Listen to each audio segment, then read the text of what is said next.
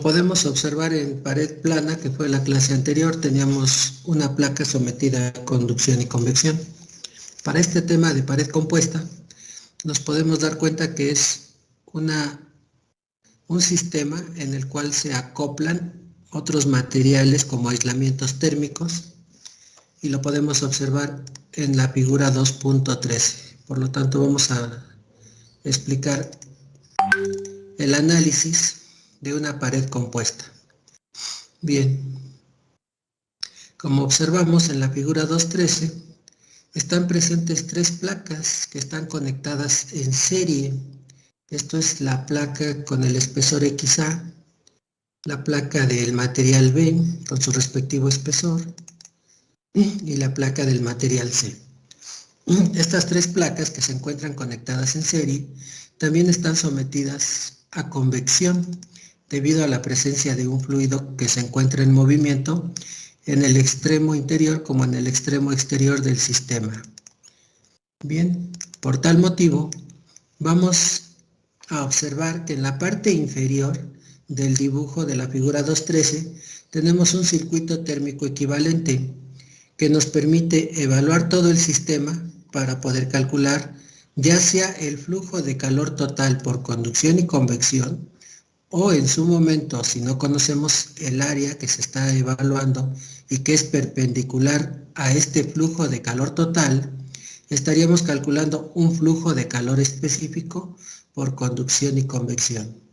Observemos que desde T infinito 1 hasta T infinito 2 tendremos que evaluar todo el sistema completo para conocer dicho flujo, ya sea el flujo de calor total o el flujo de calor específico. Es por eso que en la parte inferior observamos que se encuentra desde el nodo de la temperatura T infinito 1 hasta la temperatura T infinito 2, el sistema donde podemos observar que están presentes las siguientes resistencias. La resistencia convectiva 1, debido al fluido en movimiento que se encuentra en esa parte izquierda, la resistencia por conducción a través de la placa del material A, donde tenemos un gradiente de temperatura por conducción, la resistencia térmica por conducción de la placa B, que podemos observar que el gradiente de temperatura viene en decremento, debido a que T infinito 1 es mayor a T infinito 2, posteriormente la resistencia por conducción del material C o la placa C, y finalmente una resistencia térmica convectiva en el otro extremo de las placas, que sería la resistencia que está presente debido a este fluido que se encuentra en movimiento. Si observamos estas 5 resistencias, para nosotros al sumarlas nos va a dar la resistencia total que nos permite evaluar el sistema desde T infinito 1 menos T infinito 2 entre esta resistencia total producto de la sumatoria de las 5 resistencias que observamos en el sistema, nos va a dar como resultado un flujo de calor total por conducción y convección, ¿sí?, en lo que viene siendo pared compuesta. Si observamos a continuación en el plano unidimensional de una pared compuesta, tenemos la fórmula que nos indica que el flujo de calor total por conducción y convección será evaluado desde T infinito 1 hasta T infinito 2, de extremo a extremo, dividido entre la sumatoria de las resistencias térmicas por conducción y convección. Si observamos, esa sumatoria de resistencias para nosotros serían las 5 resistencias que están presentes en el sistema. Estas resistencias las tenemos presentes en la figura 2.37, que si observamos son las mismas que tenemos en el circuito térmico equivalente. El inverso de HC1 por el área, tal como lo tenemos en la ecuación 2.37, que sería HC1 por el área a la menos 1. Después, la resistencia por conducción del material A, que sería de la placa A, XA entre K por el área, ¿sí? Lógico, la K de conductividad térmica, que para nosotros es K subíndice A, multiplicada por el área. Después la resistencia térmica por conducción de la placa B, efectivamente aquí la tenemos, X de B entre K de B por el área, la resistencia de la placa C que se encuentra en serie y que es conducción, X de C entre K de C por el área. Al conocer estas tres resistencias que están en serie y que son evaluadas por conducción, al final en los extremos observamos que se presentan la resistencia convectiva debido al fluido que se encuentra en movimiento. Por lo tanto, tenemos tres resistencias por conducción y dos resistencias por convección en los extremos del sistema. Ahora bien, una vez que tengamos estas resistencias calculadas y las estemos sumando, nos van a dar a nosotros la resistencia térmica total del arreglo que estamos evaluando de placas compuestas en serie. Teniendo la resistencia total y conociendo el delta de temperaturas, que es de extremo a extremo, podemos calcular la ecuación del flujo de calor total por conducción y convección, tal como nos lo cita la ecuación 237. Una vez que calculemos este flujo de calor total por conducción y convección, a continuación lo vamos a utilizar para evaluar el mismo sistema, pero poder encontrar con este flujo de calor total o calor específico, dependiendo si conocemos el área perpendicular al flujo de calor o no se conoce, sería un flujo de calor específico, lo estaremos utilizando para evaluar por segmentos o por nodos el sistema, tal como lo tenemos en la ecuación 238, que nos permite igualar ese flujo de calor total, pero evaluado desde T infinito 1 hasta el nodo de TS1. Observemos que esta fórmula es la que estaríamos analizando por segmentos, de T infinito 1 menos TS1 entre las resistencias que se encuentren entre estos nodos, que sería la resistencia convectiva 1, va a ser igual al flujo de calor total por conducción y convección.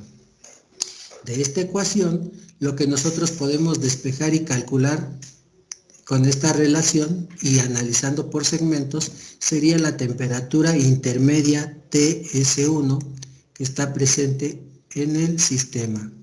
De la misma manera, ¿sí?, estaríamos analizando en el siguiente segmento de nodo a nodo de TS1 a TS2 y que ahora estaríamos despejando TS2 para evaluar con la fórmula correspondiente, ¿sí?, de TS1 menos TS2 entre la resistencia que se encuentra entre estos nodos igual al flujo de calor. Recordemos que con la ecuación anterior ya calculamos el flujo de calor total y que lo vamos a utilizar para poder encontrar las temperaturas intermedias en el sistema. Esto es calcular TS1, TS2, TS3 y en su momento la temperatura TS4, que serían estas temperaturas intermedias que se encuentran en el circuito térmico equivalente. Profe. De tal manera, ¿te escucho? Perdón, ¿puede repetir eso que acaba de mencionar? Creo que dijo que el calor entonces es el mismo, el total es el mismo que el de conducción de la temperatura infinita 1 a la placa A y de la placa A a la placa B.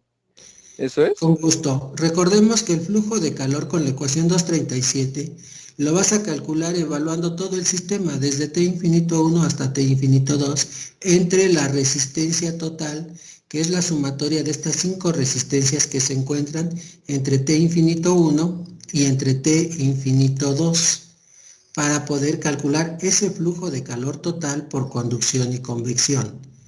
Ya que conozcamos el flujo de calor total, lo estaremos utilizando para igualarlo con las fórmulas que están en la ecuación 238, que podemos observar que estamos evaluando, ¿sí?, el mismo flujo de calor total por conducción y convección, pero que lo vamos a utilizar para obtener las fórmulas que nos permiten evaluar por segmentos o por nodos el sistema, de tal manera que de nodo a nodo, de T infinito 1 a TS1, la resistencia que se encuentra presente es esta resistencia de convección y por lo tanto lo vamos a igualar, como está en la ecuación 238, al flujo de calor total. De esta fórmula podemos despejar que TS1 se pueda calcular en virtud de que conocemos ya el flujo de calor total, ya calculamos la resistencia convectiva y tenemos como dato T infinito 1. Despejamos TS1 y encontramos la temperatura intermedia que se encuentra, ¿sí?, en el sistema, que para nosotros sería temperatura S1. Conociendo TS1, ahora analizamos por segmento de TS1 a TS2 y nos damos cuenta que es la ecuación de la 238, donde ahora vamos a despejar TS2, ¿sí?, conociendo ya TS1 anterior, el flujo de calor total y la resistencia por conducción a través de la placa.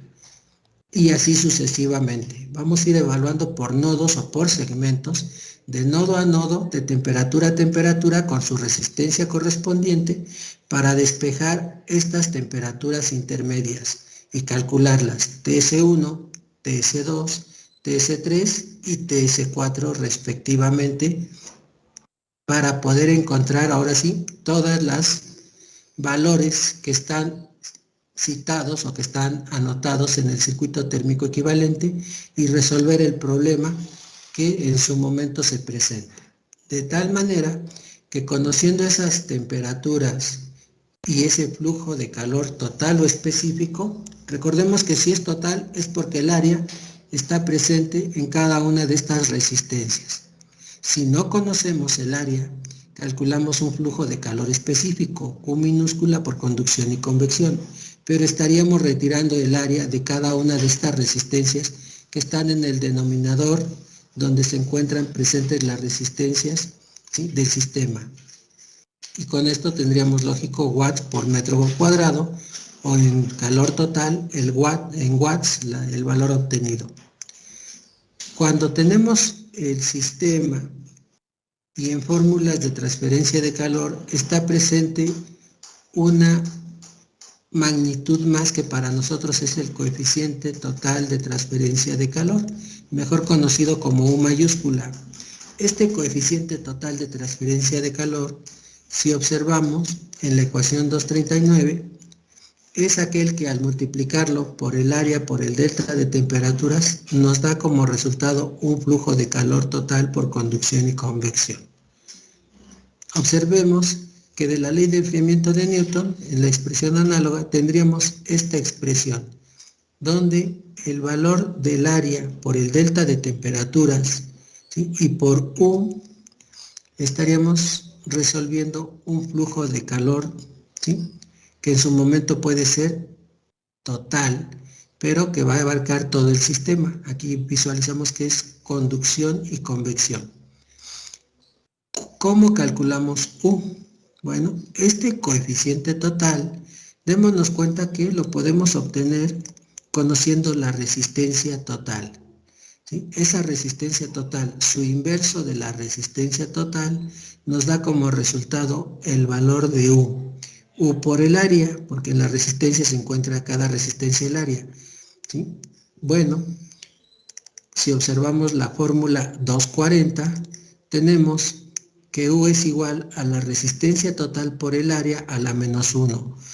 Mencioné hace un instante que cada resistencia está presente el área. Factorizamos el área de todas estas resistencias, que es la misma, y por lo tanto sería el inverso del área que multiplica a la resistencia total, pero cuando yo lo llevo a la menos 1, ya estamos multiplicando al valor de U, que es este coeficiente total de transferencia de calor.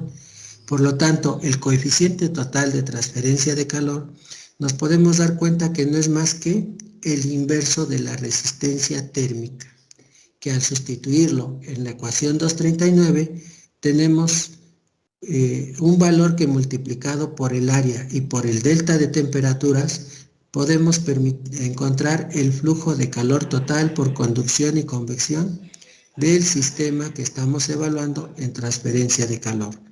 Esta fórmula, la 239, se encuentra presente en análisis más adelante de sistemas de refrigeración, sistemas de acondicionamiento de aire o en algún otro sistema donde se requiera el análisis de un flujo de transferencia de calor total o específico y que en su momento se cita o se requiere de esta fórmula, la 239. A partir de este momento ya sabemos cómo calcular el valor de U.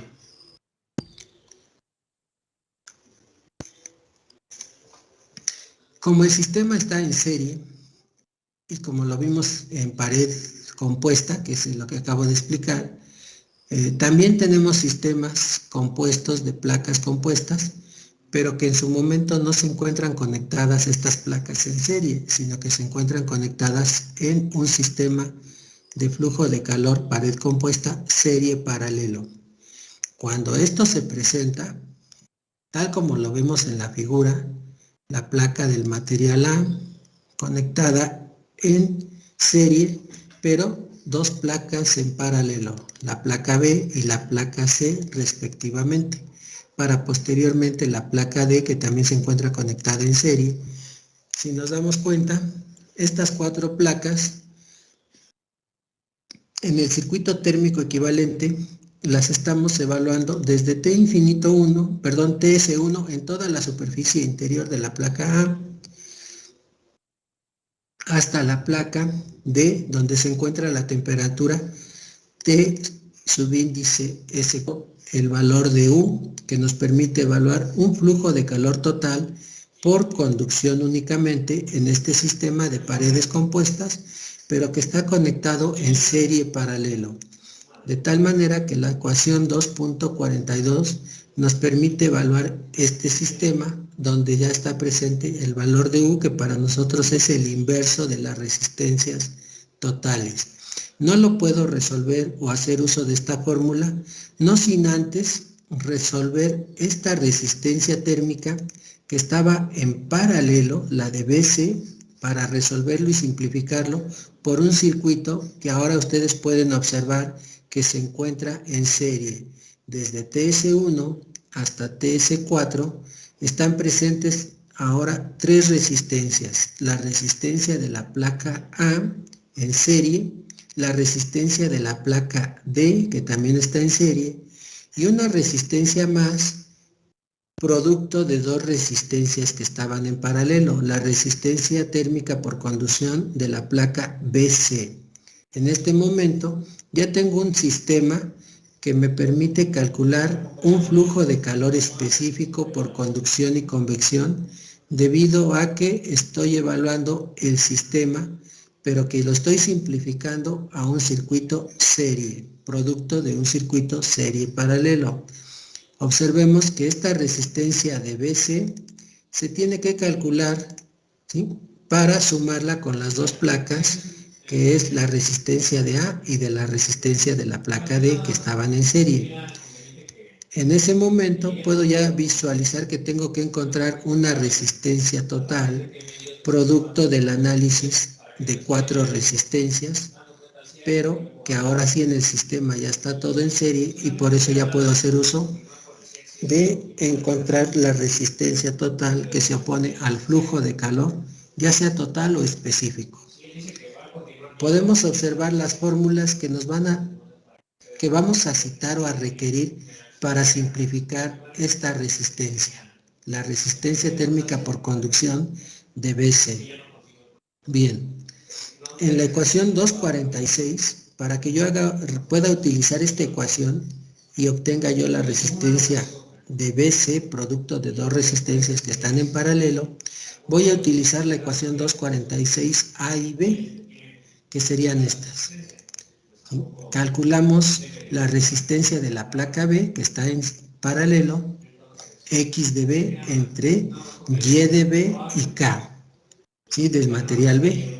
La resistencia de C por conducción sería X de C, Y de C y la K de C respectivamente. Cuando calculemos estas dos resistencias con estas fórmulas, el producto de estas dos las vamos a trasladar a la ecuación 246, de tal manera que nos damos cuenta que esta ecuación nos va a arrojar una resistencia de BC producto de dos resistencias que estaban en paralelo.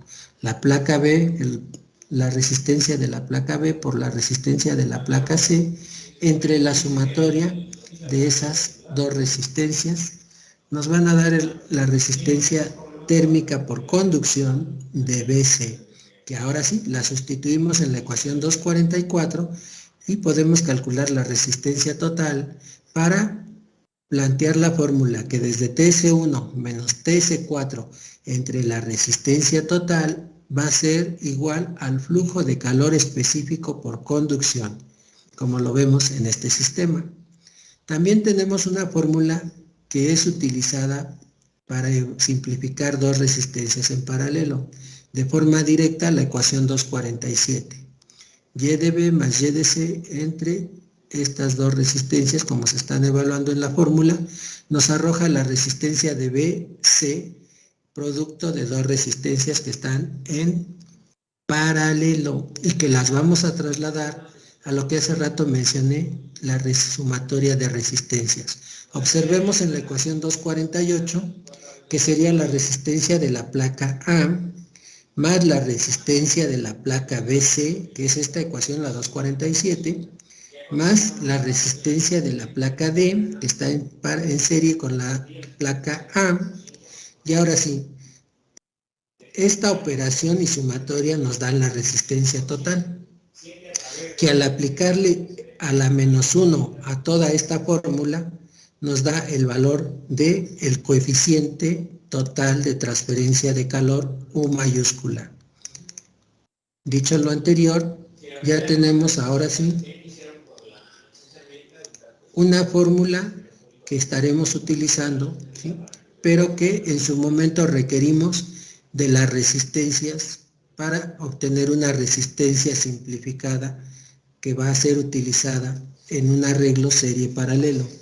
Y esa resistencia simplificada va a ser para este sistema la resistencia de BC, producto de dos resistencias que están en paralelo. Este valor de Y de B y Y de C, observemos que están en la figura 214. ¿Sí?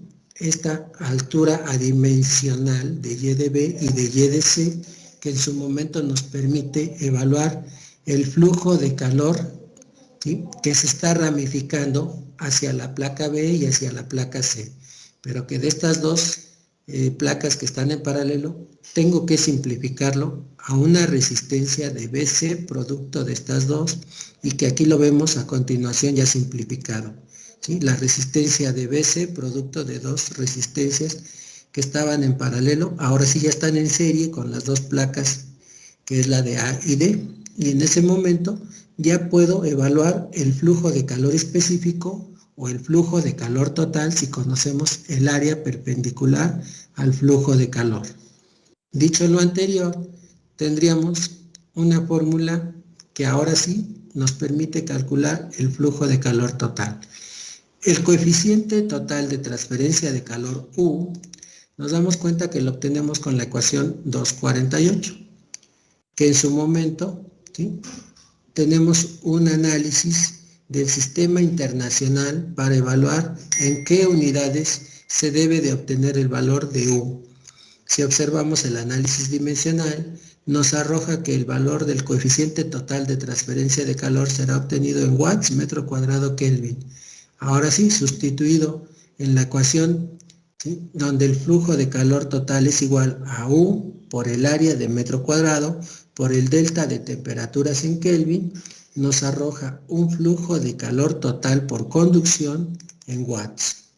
Dicho lo anterior, estaríamos resolviendo, ¿sí?, el análisis de las fórmulas para evaluar un sistema de pared compuesta en serie o en serie paralelo, dependiendo cómo se presente el sistema de las paredes compuestas, que es lo que estamos explicando con este tema.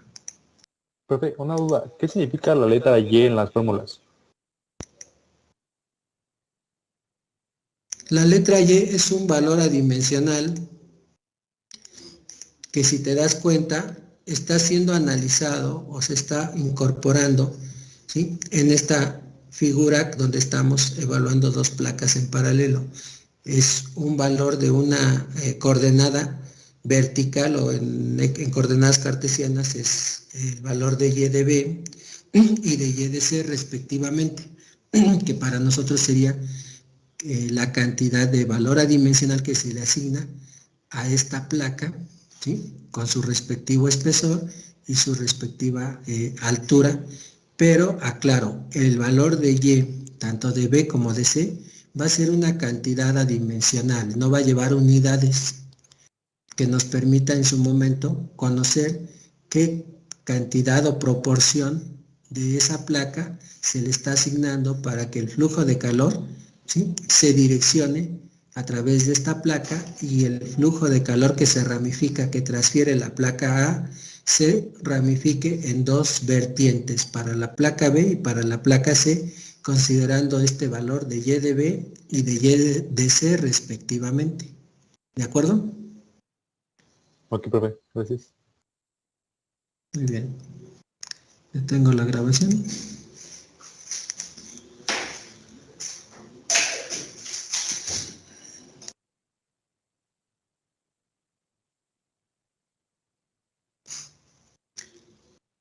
Listo. Bueno, aquí tenemos ya la explicación, tenemos las fórmulas y ahora las vamos a aplicar en el siguiente problema, pared compuesta. Ejemplo 2.7.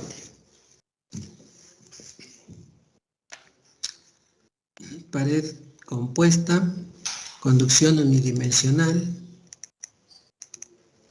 tal como lo observamos en la figura 2.7 del problema. Bien, alguno de ustedes que me apoye con la lectura, voy a pedirle de favor a Ignacio Galindo Coria. Apóyanos con la lectura del enunciado, de favor, Ignacio. Claro, profesor. Dice, considerando la pared de un horno de estufa, la cual está construida por dos placas de acero delgadas con aislante de fibra de vidrio, K es igual a 0.035 watts entre metro por grados Kelvin entre dichas placas. La temperatura máxima de operación del horno puede suponerse en 523.15 grados Kelvin, mientras que la temperatura ambiente de la cocina puede variar entre 20 y 35 grados Celsius. Determine el espesor del aislante que debe tenerse para efecto de que la temperatura en la superficie exterior no exceda de 60 grados Celsius. El coeficiente de transferencia de calor para convección en ambas superficies puede suponerse que es igual a 10 watts entre metro cuadrado por grados Kelvin. Muy bien, gracias. Bueno, con este texto, con esta explicación del enunciado, podemos observar que esta estufa de horno, que este horno de estufa, perdón, registra temperaturas en el interior del horno que van de 250 grados Celsius. 250 más 273.15 les debe de arrojar este valor, ¿es correcto? Calculadoras a la mano, de favor.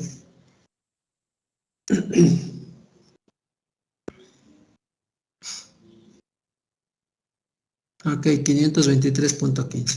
Por lo tanto, 60 grados Celsius más 273.15, ¿sí?, les da una temperatura que vamos a monitorear en grados Kelvin de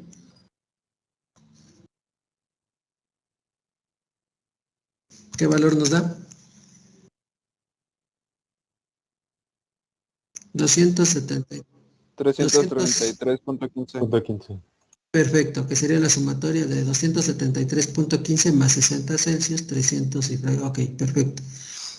Y también visualizamos en la figura como en el texto que la cocina, aquí nos dice textualmente, puede variar su temperatura, que va a registrar valores desde 20 grados Celsius y en su momento 35 grados Celsius.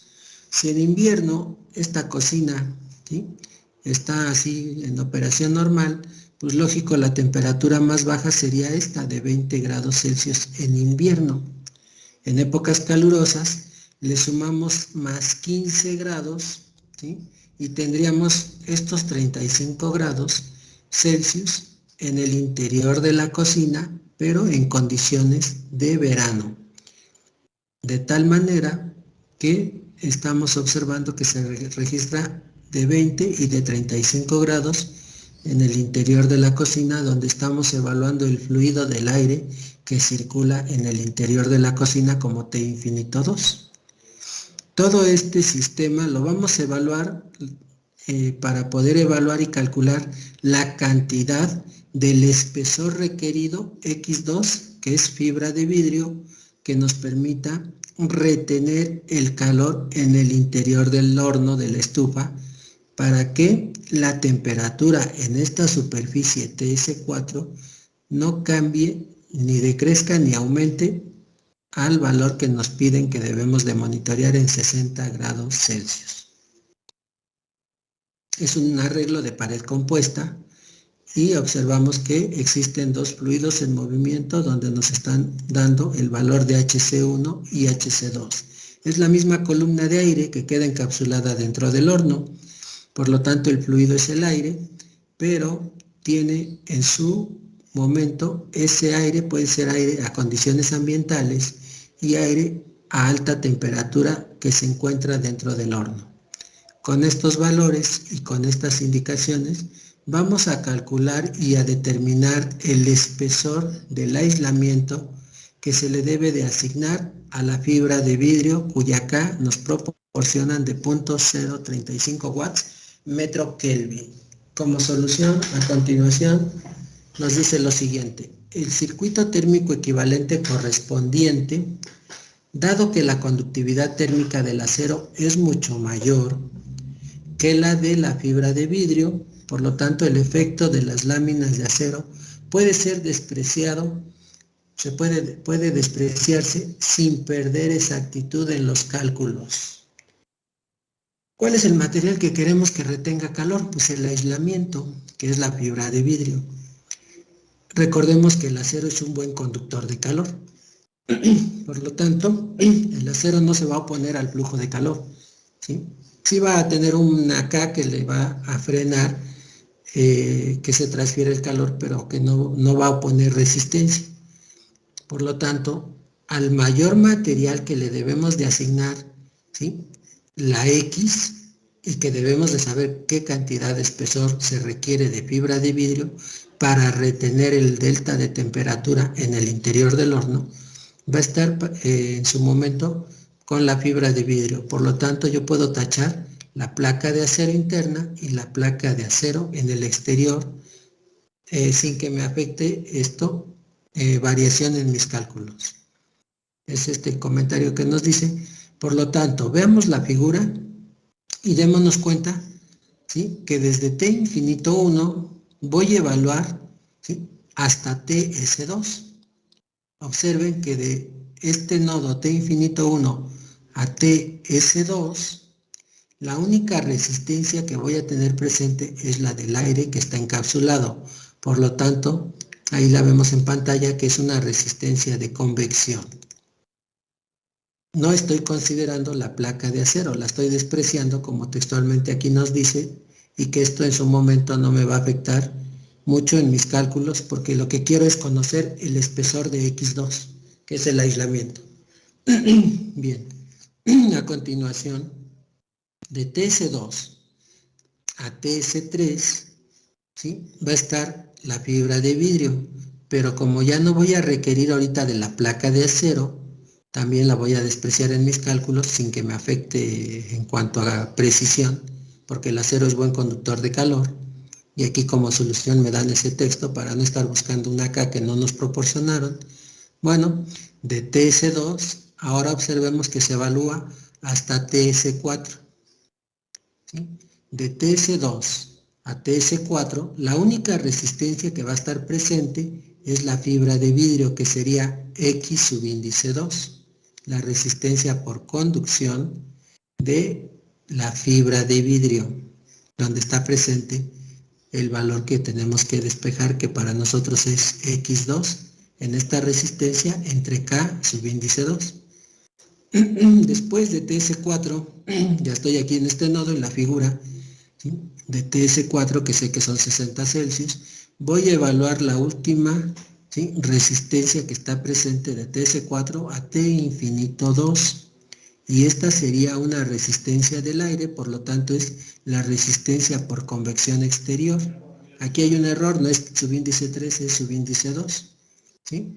Y tendríamos ya las tres resistencias: la de convección interna, la de convección externa y la de conducción a través de la fibra de vidrio en un circuito de pared compuesta en serie. ¿Preguntas hasta aquí? Profe, ¿qué nos supone que la K del acero es la de 10? Hasta arriba lo dice, ¿no? A ver, la K del acero, ¿es de qué? ¿No es de 10? ¿Por qué? ¿Por qué quieres que sea de 10?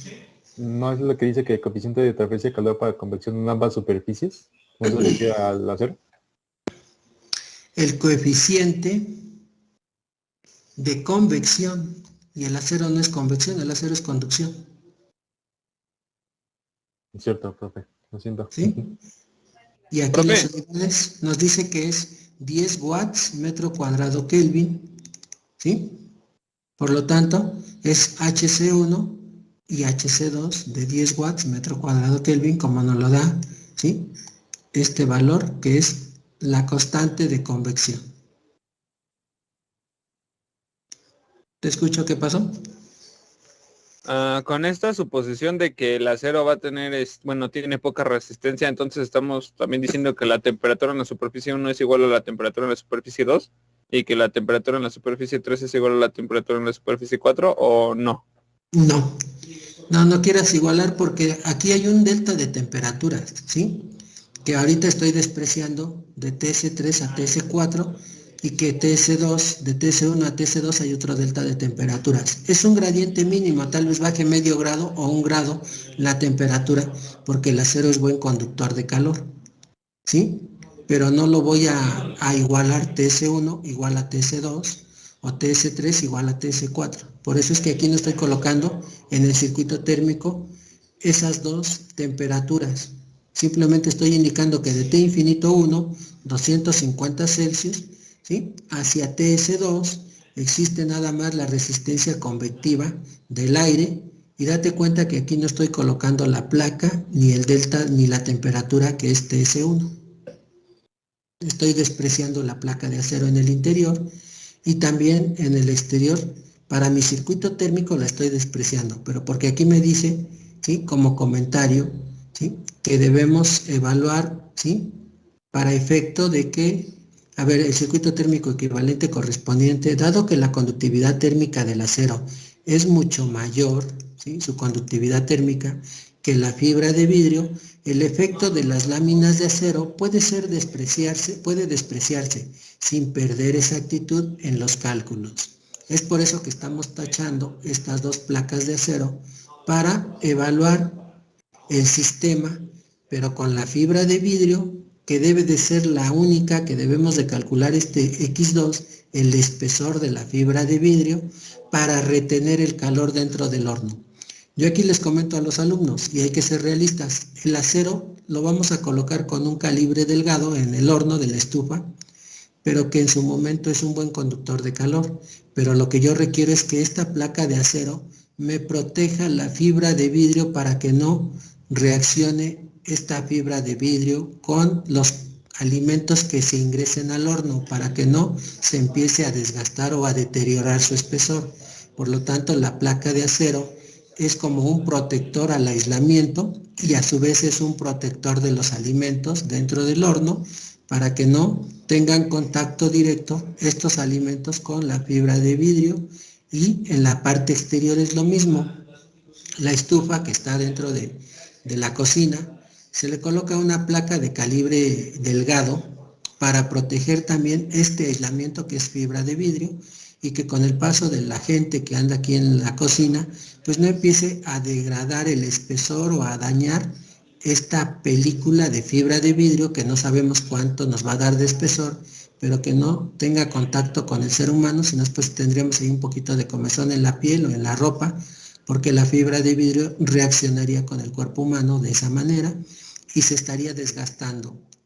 Y además tenemos que darle presentación a la estufa, por lo tanto, esta placa de acero, que es de calibre delgado, va a tener la función de proteger el espesor de la fibra de vidrio, y que va a tener la función de darle un acabado, ¿sí? De material ya terminado, para que la estufa luzca presentable y sea un producto que se pueda comercializar.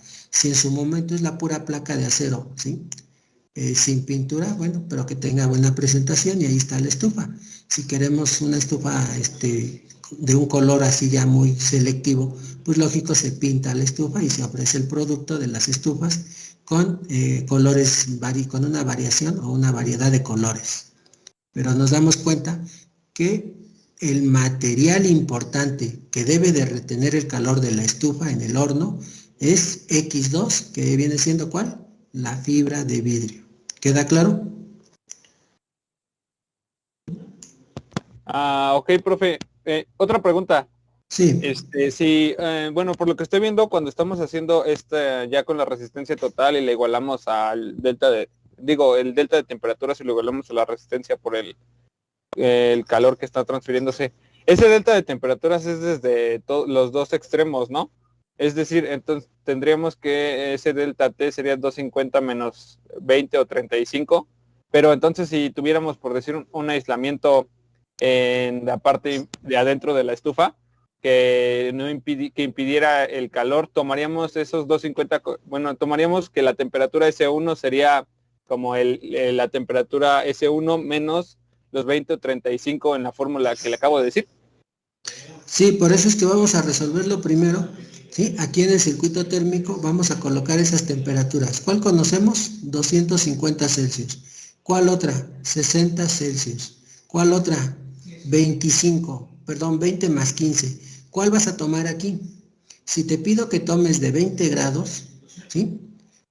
Que sería en invierno, en épocas calurosas, cuando estés trabajando con 35 en este interior de la cocina, tu cálculo va a quedar de cierta manera restringido porque trabajaste con la de 20 grados de invierno. Entonces te recomiendo que trabajes con la de 35, ¿sí? Para que lo puedas resolver en épocas extremas, calurosas, y tu sistema opere en esas condiciones críticas bien. Si te opera bien en condiciones calurosas de 35 grados, lógico que vas a estar, ¿sí? Ahora sí que protegido para condiciones de invierno, que sería 20 grados. Por lo tanto, estas temperaturas que acabo de marcar, las vamos a tomar para calcular el flujo de calor. Date cuenta que aquí tengo dos incógnitas. De T infinito 1 a TS4, tengo la X2, que no la conozco, la K de la fibra de vidrio sí la conocemos, que son 0.035, y también tengo otra incógnita, que no conozco este flujo de calor específico. Y lo que yo requiero es ahorita encontrar primero este flujo de calor específico, por conducción y convección. Lógico, TS2 tampoco la conozco, ¿sí? Y aquí observo que puedo calcular ese flujo de calor que está en el sistema de este nodo de TS4 a T infinito 2, porque estas dos temperaturas me las dan como dato y son requisito obligatorio que no cambien, ¿sí? Ya que estoy evaluando el sistema de la estufa, del horno de la estufa. Bueno, entonces recordemos que de TS4 a T infinito 2 existe un fluido en movimiento que es el aire. Por lo tanto, la fórmula que voy a utilizar va a ser esta, la ley de enfriamiento de Newton. No conozco el área perpendicular al flujo de calor, por lo tanto es una Q minúscula por convección 2. ¿De acuerdo? Donde conozco HC2, sí lo conozco, aquí está, ¿sí? De 10 watts metro cuadrado Kelvin. ¿Conozco TS4? Perfecto, aquí está, 60 Celsius, las llevo a Kelvin. ¿Conozco T infinito 2? Sí, que sería la temperatura más extrema en verano, que serían 35 Celsius. Al conocer estas magnitudes, puedo utilizar la ley de enfriamiento de Newton para calcular un flujo de calor, ¿sí?, específico convectivo en el sistema, y que en su momento lo voy a igualar con el flujo de calor por conducción y convección para utilizarlo y encontrar el espesor de la placa. ¿De acuerdo? Sí, profe. ¿Sí? Bueno, observemos que en el sistema internacional evaluamos este flujo de calor por convección, subíndice 2, El valor que me arroje va a quedar en watts, ¿sí? Metro cuadrado. Sustituimos los valores. Como las temperaturas no llevan un exponencial al cuadrado, al cubo, ¿sí? Entonces pongo el delta de temperaturas de 60 menos 35, ¿sí? Que en Kelvin 60, bueno, en Celsius 60 menos 35 me debe de arrojar el mismo delta de temperaturas si lo llevo a Kelvin. Por lo tanto, este valor multiplicado por 10 con su calculadora les debe de dar 250 watts metro cuadrado. ¿Es correcto? Bien, ya conocemos el flujo convectivo que se transfiere desde TS4 hasta T infinito 2. Lo voy a igualar ese flujo de calor por convección subíndice 2 a este flujo de calor por conducción y convección para poder evaluarlo desde T infinito 1 hasta el otro extremo donde estoy evaluando TS4. ¿De acuerdo? TS4 porque es en la superficie exterior de la placa de acero. Aquí en el circuito lo veo. Entonces voy a evaluar desde este nodo hasta este nodo para despejar y encontrar esta X2 que ahorita no conocemos, pero que con ese flujo de calor que acabamos de calcular lo vamos a igualar. Es por eso que a continuación se dice lo siguiente. El flujo de calor por convección específico que es este que acabamos de calcular, debe de ser igual al transferido por convección del aire en el horno a la pared e igual al transferido por conducción a través de esta. Por lo tanto, ese flujo de calor por conducción y convección es el que tenemos ya de 250, que es el convectivo en watts metro cuadrado, y que ahora lo vamos a colocar, ¿sí? Y que vamos a igualar de la fórmula, que va a ser igual de T infinito 1 menos T infinito 4, visualicen el circuito térmico que tenemos aquí marcado con marcatextos, de T infinito 1 menos T infinito 4, ¿cuántas resistencias están presentes? Perfecto, esas dos resistencias es la del aire convectivo interior del horno y la de la placa de la fibra de vidrio, que son las que aparecen a continuación aquí a pie de la ecuación. 1 sobre HC1, lógico por el área, pero como es específico no utilizamos el área, más X2, que es la fibra de vidrio, su espesor de la placa, entre K subíndice 2 por el área, pero tampoco está el área presente porque estoy evaluando la convección y la conducción, ¿sí? Pero de forma específica al no tener el dato del área perpendicular al flujo de calor. De esta fórmula que acabamos de ver en la parte inferior izquierda, nos colocamos en X2 para despejar X2 debido a que todos los demás valores ya los conocemos y este flujo de calor lo acabamos de calcular hace un rato. Perfecto, es por eso que pivoteamos aquí en X2 y aquí tenemos que despejando X2 va a ser igual, ¿sí?, al flujo, ¿sí?, de calor por conducción y convección, ¿sí?, que en su momento en el otro extremo, como estamos despejando esta X2 que está en una fracción, me va a quedar que es T infinito 1 menos T infinito 4 entre ese flujo de calor específico, ¿sí?, menos la resistencia de convección, ¿sí?, multiplicado por el valor de la K que está dividiendo a la X, ¿sí?, y aquí ya tengo mi despeje de X2. Bien, no estoy seguro de que mi despeje lo hice correcto y me apoyo del análisis dimensional en sistema internacional para visualizar que X2, ¿sí?, fue despejado correctamente porque me arroja un valor de espesor de placa en metros. Como ya hice mi comprobación del despeje con este análisis dimensional, ahora sí procedo a sustituir valores. X2, que para mí viene siendo, aquí el valor que voy a calcular, que es la incógnita, debe de ser igual a la K de la fibra de vidrio, 0.035 watts metro Kelvin, ahí está, menos el delta de temperaturas que va desde 250 menos 60 Celsius, dividido entre el flujo de calor específico de 250 watts metro cuadrado, ¿sí? Lo que resulte menos el inverso de la resistencia de convectiva de 1 sobre HC1 y ese producto multiplicado por la K de 0.035 metros. Calculadora les debe de arrojar este valor. Perfecto. En este momento ya puedo decir que la fibra de vidrio debe de colocarse con un espesor de 2.31 centímetros, ¿sí? Para retener el calor dentro del horno y poder entregar una temperatura que se monitorea de TS4 fuera de la placa de acero de 60 grados Celsius. ¿De acuerdo?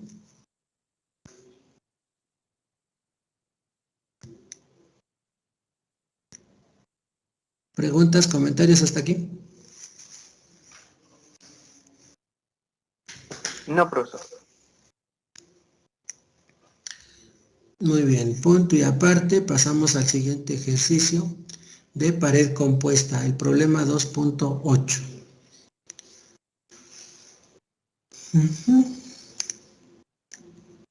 Nos apoyamos de otro compañero. Muy bien, vamos a invitar a que nos apoye con la lectura.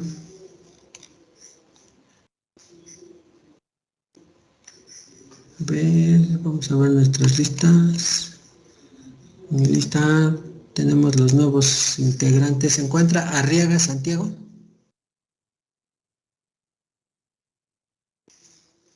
Sí, buenos días. Buenos días, Arriaga. Apóyame con la lectura del enunciado del problema 2.8, de favor. La pared compuesta. El revestimiento de un horno se compone de capas de ladrillo rojo. K igual a 0.72 watts sobre metro grados Kelvin.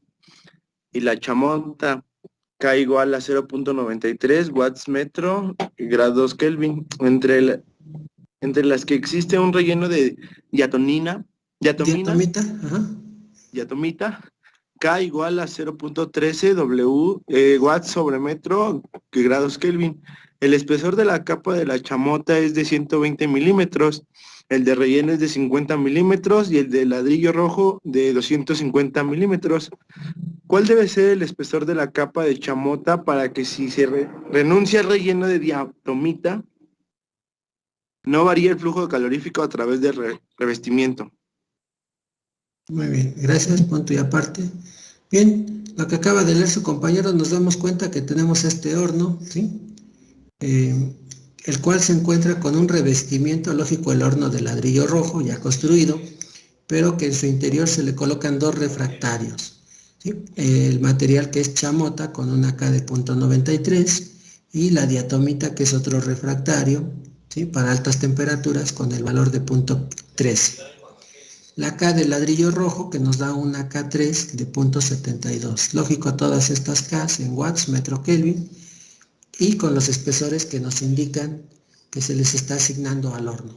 El problema nos dice que calculemos cuál debe de ser el espesor de la capa de material de chamota. Entonces vamos a renunciar al intermedio, a la diatomita. Observamos la figura y el flujo de calor por conducción y convección del sistema va a ser el mismo cuando se renuncie a uno de estos refractarios, pero démonos cuenta que el ladrillo rojo ya está utilizado para construir el horno. No podemos variar o modificar la X3, esa va a seguir siendo la misma del horno, pero lo que sí podemos modificar es el espesor, ¿sí?, de este refractario, para que al sustituir, ¿sí?, un material de aislamiento térmico, un refractario, sustituirlo por el otro, pero no contemplar ya el segundo refractario, lo que vamos a modificar es el espesor de X1', que nos permita conservar las mismas condiciones del horno como está operando actualmente y posteriormente de sustituir el refractario, siga dando el mismo flujo de calor hacia el exterior y se siga trabajando, ¿sí?, con el mismo proceso que actualmente se viene realizando. ¿Hasta aquí vamos bien? Sí, profesor. Sí, Entonces, profe. por lo tanto, mi flujo de calor por conducción, ¿sí?, debe de ser constante antes de sustituir los refractarios y después de sustituir los refractarios. Las resistencias que están presentes debo de evaluar para saber cuál es la resistencia total y posteriormente utilizarla para tener otra fórmula donde esa resistencia total sea igual a la sumatoria de estos dos materiales que me permitan calcular o despejar el espesor X1'. ¿Ya tenemos visto cómo vamos a resolver el problema? Sí, profesor. Sí. Bueno, punto y aparte, dejo de compartir este archivo. Voy a compartir.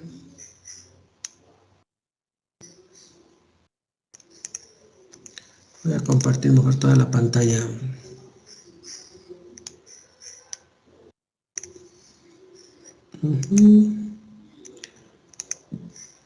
Problema 2.8. Aquí está.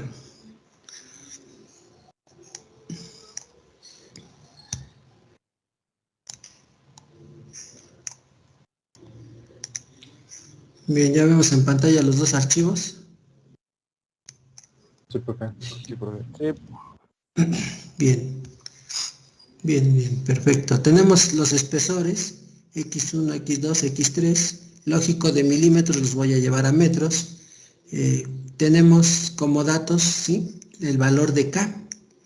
K1 que vale 0.93, K2 que vale 0.13, que es la diatómica, y K subíndice 3 que vale 0.72. Por lo tanto, a pie de cada figura tengo dos circuitos térmicos equivalentes, uno donde tengo los tres materiales, los dos refractarios más el ladrillo rojo, y el otro donde tengo ya nada más evaluado el circuito térmico con dos resistencias que voy a tener que analizar. Para poder encontrar este valor de X1', observemos del lado izquierdo que lo único que vamos a hacer es calcular la resistencia total. Yo no sé cuánto vale TS1 en la superficie interior, después TS2, TS3, TS4 en la superficie exterior del refractario y del horno. No conozco ni las temperaturas intermedias, pero el problema me dice que debo de calcular un espesor para un solo refractario, que es la chamota, al renunciar con la diatómita, y que las temperaturas como el flujo de calor deben de seguir siendo los mismos. El horno va a seguir operando con el mismo producto y la misma forma de operar. Perfecto, por lo tanto la temperatura interior y la temperatura exterior del horno debe de ser igual antes y después. El flujo de calor, ¿sí?, que se genera o que se transfiere del interior del horno hacia el exterior debe de permanecer constante. Muy bien, con estas indicaciones, ¿sí?, ahora procedemos a decir que la resistencia total es igual, y estos valores que vemos en la fórmula ya los tenemos del lado izquierdo con marcatextos, ¿sí? X1 entre K1, 0.120 metros entre 0.93. Aquí van sustituyéndose los valores. El otro es X2 entre K2, 0.050. Aquí le falló, aquí a mi alumno le faltó ponerle 0.050 entre 0.13 y el otro es 0.25 entre 0.72. Sumando estas tres resistencias con su calculadora, por favor, lógico, aquí en este intermedio es 0.050, les debe de dar este valor de resistencia total, 0.8608 watts metro, ¿es correcto? Sí, profe. Perfecto. Esa resistencia total yo la debo de igualar con la otra ecuación que voy a plantear desde el sistema, como lo veo con dos refractarios. Por lo tanto, ¿sí?, para la conducción del análisis, en este caso de lo que viene siendo la chamota y el ladrillo, la resistencia total que acabamos de calcular debe de ser igual a la chamota más el ladrillo rojo, pero esta X1 se va a sustituir por X1', porque es el espesor que vamos a modificar.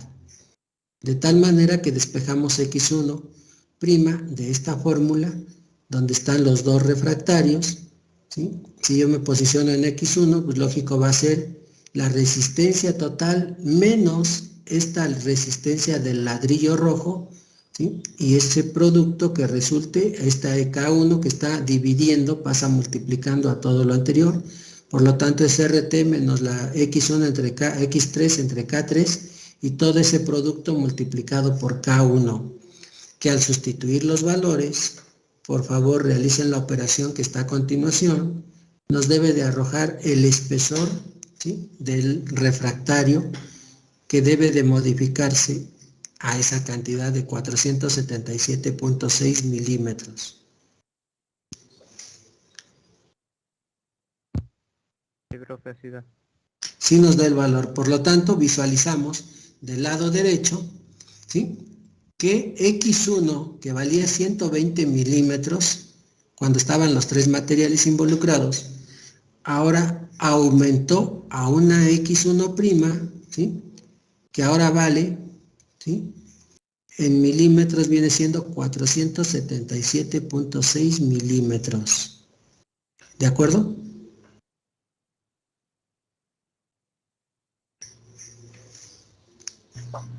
Sí, profesor, de acuerdo. ¿Qué pasó? Pues que aumentamos el espesor de un solo refractario, que es la chamota, pero que tuvimos que evaluar el sistema con los tres materiales para saber cuál era la resistencia total que se oponía al flujo de calor, al no conocer las temperaturas TS1 interior y temperatura exterior. Pero sé que va a seguir siendo el mismo horno, que va a seguir operando con la misma producción y que el horno sigue ubicado en el mismo lugar geográfico. Por lo tanto, tengo que conocer la resistencia total de cómo opera este horno actualmente, y que al modificarlo, les voy a decir ahora sí a los especialistas, sustituyan el refractario por uno solo, cuyo espesor de la chamota debe de ser de 477.6 milímetros, para que el flujo de calor siga siendo el mismo antes de quitar los materiales y después de sustituirlo por un refractario. ¿Por qué se queda con un refractario? Hay varias explicaciones. Una de ellas, entre tantas, puede ser que la diatomita ya no se tenga en el mercado, que hace 10, 20, 30 años se hizo este horno y que en su momento se forró con esos refractarios para operarlo en condiciones óptimas y críticas. Ahí está. Actualmente ya no fabrican tal vez la diatomita y tenemos que solucionar la necesidad del empresario, y que aquí, bueno, invitamos a uno de los alumnos, ¿sí?, de los ingenieros. Voy a mencionar por así a uno de estos, a Carlos Michel, y le pedimos, órale Carlos Michel, ahí en el área de diseño, por favor, con el grupo de trabajo, realicen este análisis para saber qué cantidad de espesor se le va a agregar, ¿sí?, para que el horno siga operando con un solo refractario. ¿Sale? Ahí está. O en su momento tal vez el empresario le dijo a Carlos Michel, ¿sabes qué, ingeniero? Necesito que me resuelvas esto. ¿Sí? Sale tanto, el material con proveedor y con departamento correspondiente nos cotizan que este refractario cuesta tanto, el otro cuesta tanto, y nos va a dar un valor total de tanto, más la mano de obra de cambiar los refractarios en el horno, se va a llevar un costo estimado de tantos miles de pesos. ¿Sí? Ah, caray, si no, el empresario te va a decir, Carlos, no, yo quiero que lo cambies, le cambies el refractario, no que me lo construyas otra vez. Pues sí, pero está caro el material. Bueno, renuncia a uno de ellos para que en su momento no me salga tan costoso. Y entonces ahí Carlos Michel analiza, ve que la diatomita es más costosa, y dice, bueno, pues voy a renunciar a ese refractario, que está más costoso, y voy a trabajar con uno solo para evaluar el sistema y poder saber qué cantidad de espesor le vamos a poner a un solo refractario para que el horno siga operando. Y ya Carlos Michel resolvió la situación con esa cantidad de espesor para el horno, y el empresario pueda proveerles de material y cubrir los gastos, ¿sí?, que viene siendo el cambio de aislamiento térmico al horno, que se está en su momento volviendo a actualizar o a cambiar sus refractarios. ¿Por qué se cambian los refractarios? Por muchas cosas. Una de ellas puede ser que el tiempo de años de uso empieza a degradar o a deteriorar el primer refractario que está en contacto con el producto. Por lo tanto, se va adelgazando esa pared de la chamota y eso nos afecta a que el flujo de calor se pierda con mayor fluidez y ya no trabaje el horno con las condiciones óptimas a las que el producto se debe de obtener. Segunda, que tal vez por el uso y el tiempo de operación, también el material con esos cambios de temperatura que se van presentando, se empiezan a agrietar los refractarios y empieza a tener fisuras o grietas en su interior que nos permiten liberar o perder un delta de temperaturas hacia el exterior debido a la fractura por las altas y bajas temperaturas que se van operando, y que eso nos lleva a que con el tiempo empiecen a tener ahora sí que daños los refractarios, y esa puede ser otra opción. Bueno, pues ante toda esa situación se da una solución y es esta: cambio total de refractarios por los años de servicio que el horno debe de pararse y entrar a mantenimiento. ¿Queda claro? Sí, profe. Sí, profesor. Y aquí lo calculamos. Carlos Michel ya se aventó el trabajito y ahora sí entrega los valores a los cuales se debe de sustituir el refractario y ya queda resuelto el problema 2.8. ¿De acuerdo? Sí, profe. Sí, Muy bien, problema 2.9. Punto y aparte. Me voy a apoyar de aquí mismo, de lo que estamos compartiendo. Vemos el archivo todos en pantalla. Sí, profe. Perfecto. Tenemos un problema 2.9, conducción unidimensional, pared compuesta. Este es igual que el anterior, pared compuesta, pero nos damos cuenta que aquí están presentes dos resistencias o dos placas conectadas en serie. La placa B y la placa C están, conectadas en paralelo y a su vez conectadas en serie, cuya placa A está en serie junto con la placa D, que también está en serie. La placa B y C, que está en paralelo, la tengo que simplificar, y para eso vamos a apoyarnos de las fórmulas y ecuaciones que ya tenemos citadas al inicio de la clase del día de hoy. Nos pide que se determine el flujo de calor por unidad de área. Es un flujo de calor específico por conducción. Ahí está. ¿Sí? A través de la pared compuesta mostrada en la figura siguiente. Aquí está la figura. Nos proporcionan el espesor de la placa de A, el espesor de la placa B, que debe de ser igual a la placa C, su espesor efectivamente, y un material que es la placa de D, que está también con su espesor correspondiente. ¿Cuánto vale la K de cada una de estas cuatro placas? Aquí las tenemos del lado derecho, ¿sí? K de A, K de B, K de C y K subíndice D. Existen dos deltas de temperaturas. Desde el interior, la temperatura en la superficie interna, TS1, 370 Celsius, TS2, después TS3 en toda esta línea que vemos aquí, de donde están la placa B y C en contacto con D. Esa sería la temperatura TS3, y TS4 en toda la superficie exterior de la placa D, como se encuentra ahí visualizada. Por lo tanto, vamos a evaluar desde TS1 menos TS4 entre la resistencia total, producto de estas resistencias que deben de estar en serie, recordando que B y C debe de ser una resistencia en serie, producto de dos resistencias que están en paralelo. ¿Queda claro hasta aquí para todos? Sí, profe.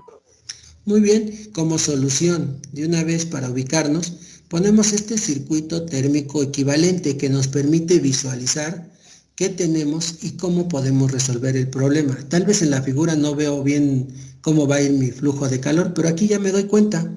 El flujo de calor por conducción específico, que va en esta dirección, porque va de mayor temperatura a menor temperatura, ¿sí? En decremento, ¿sí? Va a ser evaluado a través de estas placas que son A, B, C y D, pero aclarando que la placa de B con la placa de C, que están en paralelo, debo de resolverlo para tener un circuito, ¿sí? Ahora sí, en serie, y pueda yo calcular el flujo de calor específico. Dos resistencias que están en paralelo sería la de A y la placa de D. Por lo tanto, voy a calcular de una vez esas dos resistencias que están en paralelo y que son estas dos placas. Ustedes visualicen, por favor, que la fórmula para esta resistencia de A es igual a X de A entre K de A, ¿sí? Por lo tanto, aquí tengo los valores directos, X de A .025 metros y la K de A 175 watts metro Kelvin en sistema internacional. Sustituimos valores y encontramos la resistencia de la placa de A. ¿Queda claro? Sí, profe. Calculadoras, de la misma manera encontramos la resistencia de la placa de D, porque también está en serie y es la última resistencia, perfecto. X de D .050 metros entre K de D que vale 80, ¿sí? Watts metro Kelvin. Ya tengo esas dos resistencias calculadas. Las de en medio las voy a utilizar con un análisis de una fórmula que mencioné hace rato. Aquí hay una línea de centros en la figura, por lo tanto la línea de centros me dice que tengo simetría, que tengo la misma proporción en la parte superior como en la parte inferior. Tanto para la placa B como la placa C voy a tener ese mismo valor en el valor de Y de B y de Y de C. Es por eso que a continuación tenemos aquí el comentario. La resistencia térmica de los cuerpos B y C se determinará considerando el porcentaje total para las dos trayectorias separadas del flujo de calor. En este caso, 50% para B y 50% para C. Ninguno se observa, según se observa en la figura, debido al eje de simetría, que es la misma proporcionalidad en las partes inferior y superior. Dicho lo anterior, recordemos que mencioné que iba a ser Y de B o Y de C, pero como un valor adimensional, por lo tanto va a ser de 0.5, ¿sí? Tanto para B como 0.5 para C. Y ese valor de Y se está sustituyendo en la fórmula. X de B entre Y de B, K de B. La otra es X de C entre Y de C y K de C. Con la calculadora, si realizamos esta operación, les debe de dar la resistencia de B de 4.29 por 10 a la menos 3 metro cuadrado Kelvin watt. De la misma manera, para la resistencia de C, 2.50 por 10 a la menos 3 metro cuadrado Kelvin watt. Recordemos que estas dos resistencias están en paralelo, pero que ya hasta ahorita acabo de conocer su valor, la magnitud, ¿sí?, que se está transfiriendo en cada resistencia. Es por eso que voy a aplicar ahora la fórmula 246 y recordemos que con la 246 me da la oportunidad de ocupar la 246A y la 246B, que son estas anteriores, donde ahora la resistencia térmica por conducción de B por el producto de la resistencia térmica por conducción de C entre la sumatoria de esas dos resistencias que ya están aquí calculadas, ¿sí? 4.29 por 10 a la menos 3, 2.50 por 10 a la menos 3, me va a dar una resistencia en serie producto de dos que estaban en paralelo, la resistencia térmica por conducción de BC, que la voy a llevar al circuito anterior y me va a quedar de la siguiente manera.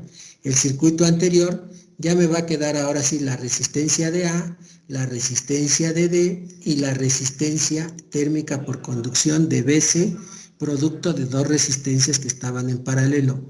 Observemos que aquí mi circuito térmico equivalente ahora sí ya está en serie y que lo puedo resolver para encontrar el flujo de calor específico evaluado desde TS1 menos TS4 entre la sumatoria de estas tres resistencias que ahora sí están en serie.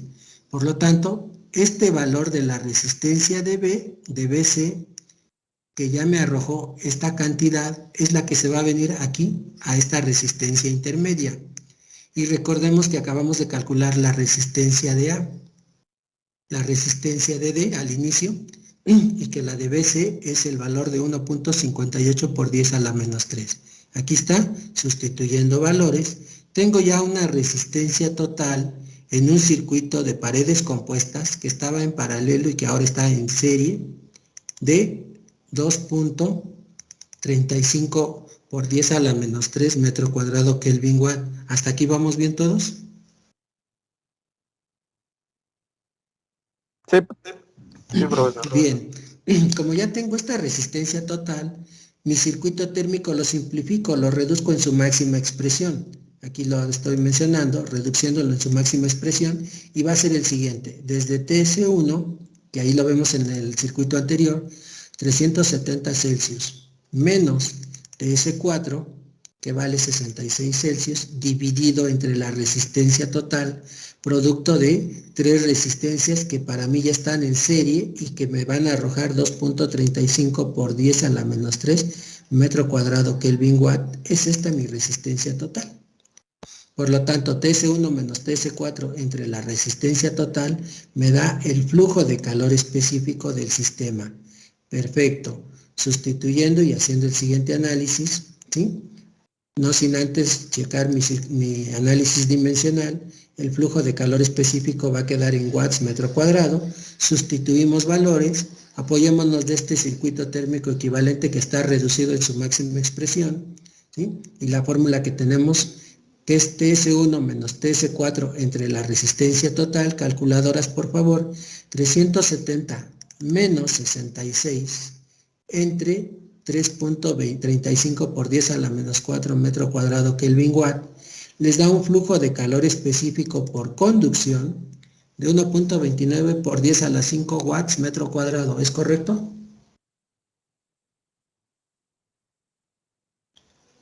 Sí, profesor. Perfecto. Con esto resolvemos el problema de una placa compuesta en serie paralelo, ¿sí? Sometida a transferencia de calor y que aquí nos damos cuenta que es pura conducción, desde TS1 hasta TS4. Ahí está el valor obtenido y ahí tenemos una nota. Debe hacerse notar, sin embargo, que el modo de solución unidimensional utilizado en este caso solo es factible, dado que las conductividades térmicas de los materiales en paralelo, B y C, no son sustancialmente diferentes. Si hay una diferencia, recordemos que puse de ejemplo un borrador, y el borrador dije que tenía sus áreas perpendiculares, pero que me iba yo a apoyar de la esponjita, del lado donde borramos el pizarrón, que es el área de mayor transferencia, ¿sí? Las otras también están presentes, pero son menores. De lo contrario, existiría una transferencia de calor bidimensional y el modo de solución sería diferente. ¿De acuerdo? ¿Preguntas hasta aquí? ¿Comentarios?